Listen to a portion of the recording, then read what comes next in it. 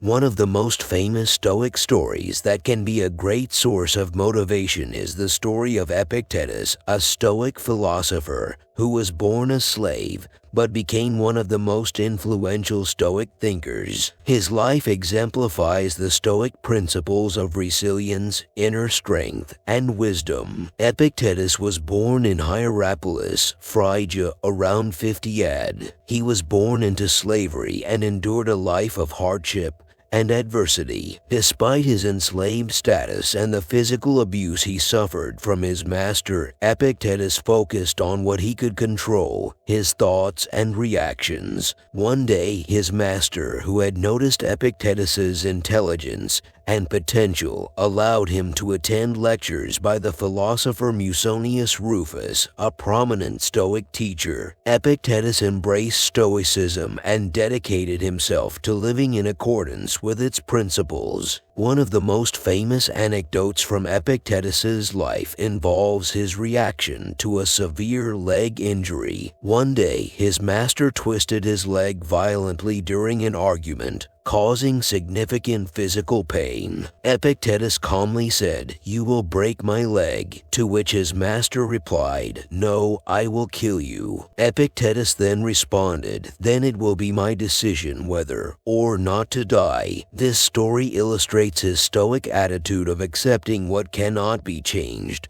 and focusing on his own response to adversity. Epictetus later gained his freedom and established his own school of Stoic philosophy in Nicopolis, where he taught the principles of Stoicism to a wide range of students. He never lost sight of the Stoic belief that we can control our reactions and judgments even when external circumstances are beyond our control. The story of Epictetus's life serves as a powerful reminder of the Stoic philosophy's core principles, focusing on what is within our control, accepting what we cannot change, and finding strength and resilience in the face of adversity. It's a story that can motivate us to cultivate our inner strength and wisdom regardless of our external circumstances.